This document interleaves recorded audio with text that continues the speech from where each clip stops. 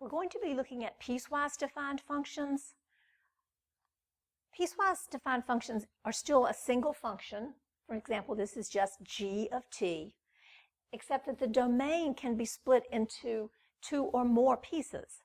This function has one piece defined if t is less than 3, and the other piece defined for t greater than or equal to 3. So the domain is split up for one function. So first let's look for the data that goes in with this function. Let's pick numbers for t. Let's see, I think I'll go down. And let's start out with numbers that are less than 3, maybe some negative numbers. Let's look at -2 for t. If t is -2, the value is -1/2.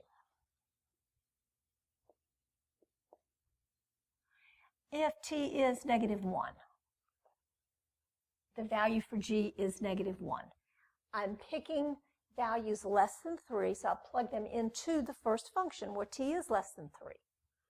If I get to 0, there's no 0. There is no 1/0. That's not defined. So I have a break. Let's see if we might want to stick in a number between -1 and 0. Let's try -1/2. So if I put -1/2 in, I have 1/(-1/2). And that equals -2. So let's jump across 0 and come up to +1/2. In a similar fashion, now that I have t equal to +1/2, 1/1/2 is 2, like that was -2. 1/1 is 1, 2, 1/2 is 1/2. 3, well, wait a minute, 3 is not in this first part. So if I'm going down and trying to put a 3, I have to jump, because now from here down, when I hit 3, I have to go to the second half of the domain. When t is equal to 3, if I put a 3 in here, I have 1/2.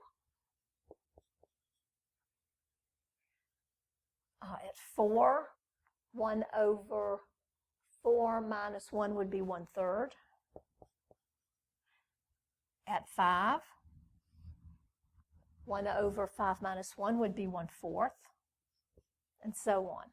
Now, it's possible that we want something between 2 and 3 because our numbers can go as far up as we want to, close to 3 in this first part. Let's just do 2.5.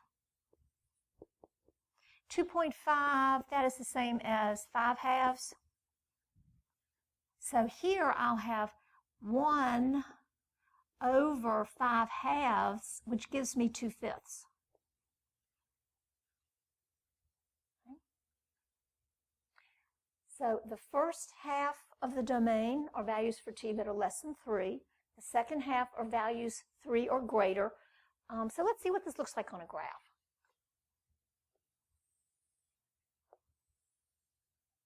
Now it looks like I went up to 5 and down to -2.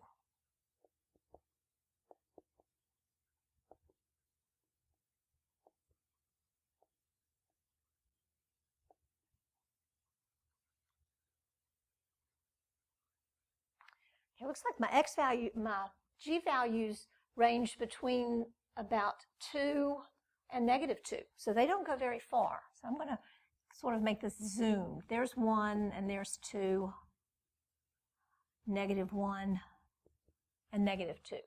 My t values along here and my g values are the vertical axis values. When t is -2, my g was -1/2.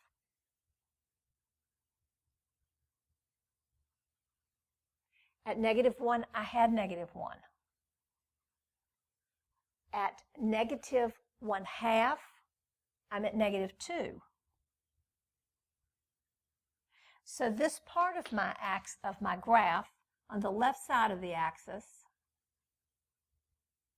shaped kind of like that. Remember, I can never have 0 because 0 gives me something that's not defined. So let's move over to the right. I have positive 1/2, and my value is 2. 1 is at 1. At 2, my y value, my g value is 1/2. And it continues at 2.5. It drops a little bit lower to 2/5. But remember, I don't have anything at 3. So I can drop down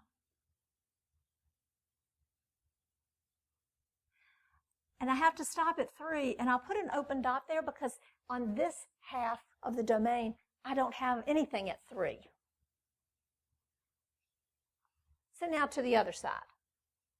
At 3, y is 1/2.